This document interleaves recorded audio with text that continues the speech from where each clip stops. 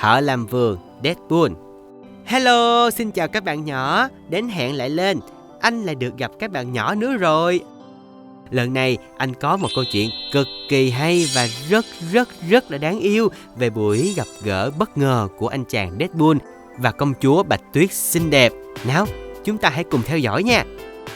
Ở một thành phố xinh đẹp nọ, có một anh hùng chuyên đi giúp đỡ người khác. Đó chính là Deadpool đó các bạn nhỏ. Mỗi ngày anh ta sẽ đi đến một vùng đất mới và tìm xem có ai đang gặp khó khăn hay không để giúp đỡ họ. Và hôm nay lại là ngày cuối tuần. Deadpool quyết định không làm việc mà dành thời gian nghỉ ngơi và giải trí. Sau một hồi suy nghĩ đi suy nghĩ lại thì Deadpool quyết định sẽ đi săn bắn. Ngay từ sáng sớm, Deadpool đã chuẩn bị sẵn sàng dụng cụ săn bắn như là cung tên và thức ăn để phòng khi bị đói bụng. Deadpool hớn hở với dự định này nên hát ca líu lo trong lúc chuẩn bị đồ đạc. Deadpool hát vang lên rằng: em có một ước ao, em có một khát khao, được đi săn, ồ giờ ta phải đi ăn. Sau khi chuẩn bị xong mọi thứ, Deadpool chợt nhìn xuống và thấy mình vẫn chưa thay đồ. Thế là Deadpool vào thay ngay bộ giáp áo đỏ có trang bị rất là nhiều loại vũ khí luôn. Và điều này sẽ giúp cho Deadpool có thể tự bảo vệ được mình trong lúc gặp nguy hiểm hay là tai nạn nè. Các bạn nhỏ có thấy bộ đồ của Deadpool tiện lợi không nào? Chứ anh á, là anh thích lắm luôn đó nha. Ước gì anh cũng có một bộ như vậy để mặc. Nhưng mà anh biết ước mơ chỉ là ước mơ mà thôi. Thôi mà trở lại với câu chuyện. Deadpool sau khi chuẩn bị xong mọi thứ thì chợt nhớ ra mình chưa biết phải đi đâu cả. Vì gần khu vực Deadpool ở không có bất kỳ khu rừng nào để săn bắn hết. Thế là Deadpool quyết định hôm nay sẽ đi xa hơn mọi khi một chút, vừa có thể khám phá thêm nhiều nơi mới lạ, vừa có thể tìm được nhiều thú để săn hơn. Và đương nhiên, nói là làm, sau một lúc bay lơ lửng trên trời, Deadpool đã tìm được một nơi kỳ lạ. Khu rừng nhìn từ xa đã thấy rất là đẹp, đến khi bay lại gần, Deadpool mới phát hiện nó là một rừng hoa hồng trắng vô cùng xinh đẹp. Quá mừng rỡ, Deadpool không kìm được lòng, đã reo hò lên một cách thích thú. Wow, là hoa hồng trắng, loại hoa mà mình thích nhất đây nè. Sao mà mình không phát hiện ra khu rừng này sớm hơn một chút nhỉ? Không thể chờ đợi thêm một phút nào nữa, Deadpool đáp ngay xuống khu rừng đầy mê hoặc ấy. Deadpool nhìn xung quanh, thỉnh thoảng trong những bụi rậm lại có tiếng động. Deadpool tiến gần thì nhìn thấy những chú thỏ rất là đáng yêu đang chạy vòng quanh chân của mình. Và các bạn nhỏ biết không, Deadpool vì mê mẩn khu rừng đến mức quên mất mình từng có ý định đến đây để đi săn bắn luôn. Và Deadpool tự nhủ lòng, cảnh vật xung quanh thơ mộng và lãng mạn như vậy thì tại sao lại phí phạm nhỉ? Huống hồ những con vật ở đây rất là đáng yêu nữa, mình không nỡ săn bắn một chút nào hết. Thế là Deadpool cất hết dụng cụ săn bắn sang một bên và tiếp tục hành trình đi khám phá khu rừng xinh đẹp này. Càng đi vào sâu, Deadpool phát hiện có một lối đi nhỏ có lót đá ở giữa, hai bên là hoa có nhiều màu sắc. Vì quá tò mò, Deadpool đã không thể dừng chân được, và trong đầu Deadpool đang tưởng tượng ra là ở phía cuối lối đi là một điều gì đó rất là diệu kỳ. Nhưng đáng buồn thay, diệu kỳ chẳng thấy đâu, chỉ thấy hiện ra trước mắt là những cây hoa hồng khô cằn, trơ trụi lá, một vài hoa hồng còn bị rụng hết cánh nữa chứ, chỉ còn lủng lẳng một vài cái nhụy yếu ớt mà thôi. Thật là đáng buồn đúng không các bạn nhỏ? Deadpool giơ tay hái thử một cành hoa bị héo, định xem xét lý do tại sao, thì bất ngờ phía sau có tiếng bước chân xột xoạt. Deadpool tự hỏi, dường như là ai đó đang đi tới thì phải thật cảnh giác mới được. Vừa quay lại thì Deadpool giật mình, vì trước mặt mình là một cô gái vô cùng xinh đẹp.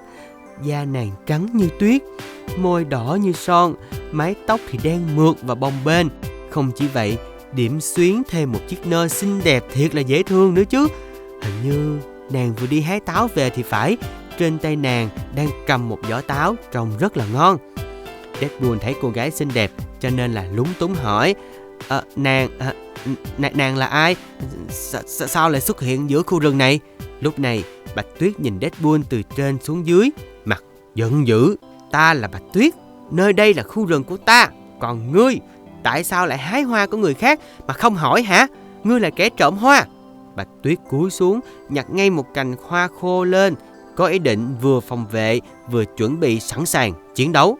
Bỗng nhiên, trong những bụi rậm, những chú thỏ rừng nè, sóc rừng chạy ùa ra vây quanh Bạch Tuyết và bọn chúng đang trừng mắt nhìn Deadpool. Hoàn toàn ngược lại với vẻ dễ thương lúc nãy. Deadpool thấy mình đang bị hiểu lầm nên giơ tay ra hiệu giải thích. Không phải đâu, ta không phải là kẻ trộm hoa. Nàng hãy bình tĩnh đi, nghe ta giải thích đã. Bạch Tuyết thấy Deadpool có vẻ tha thiết, cũng từ từ dịu dàng lại. Vậy tại sao ngươi lại đến đây và còn bẻ hoa của ta nữa?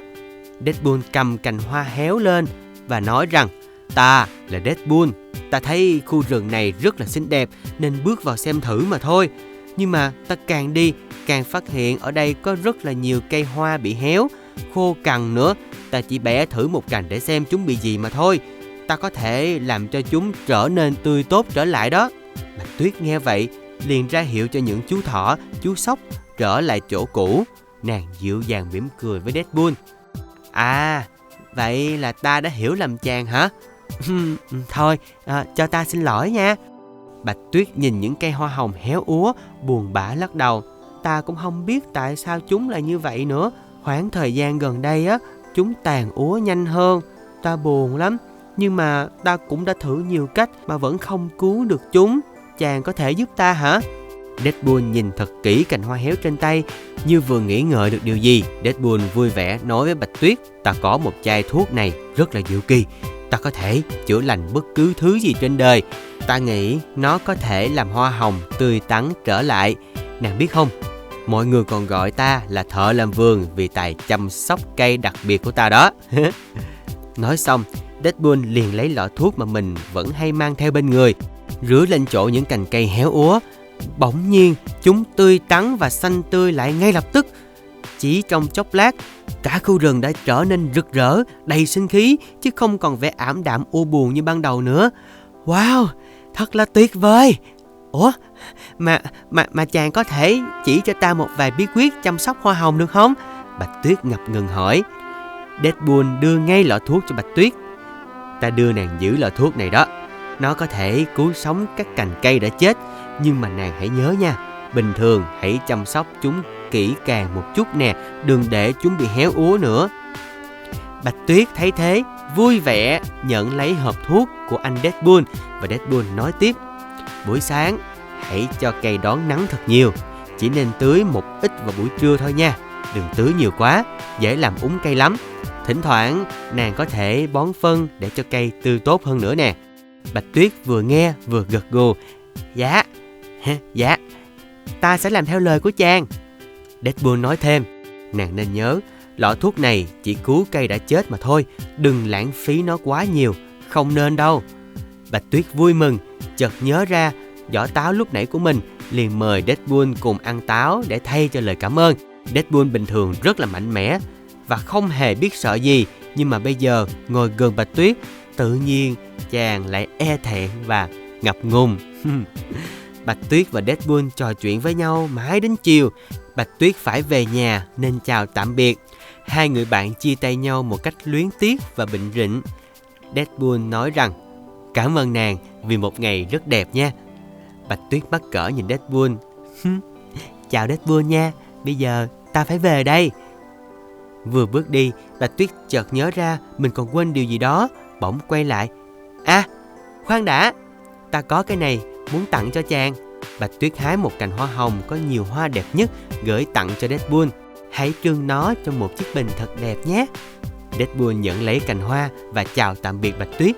Kể từ hôm đó, hai người thường xuyên gặp nhau và trở thành một đôi bạn rất là thân luôn.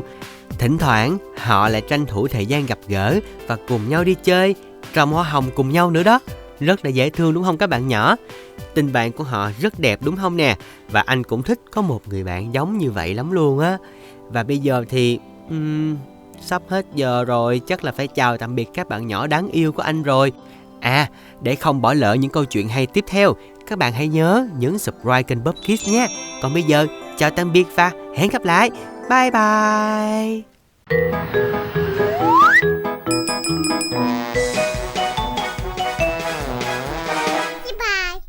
Shizuka trở thành bạn của Captain America. Hôm nay chúng ta sẽ được gặp hai nhân vật rất là đặc biệt. Đó là cô nàng Shizuka nhỏ nhắn, xinh xắn và chàng đội trưởng Mỹ Captain America.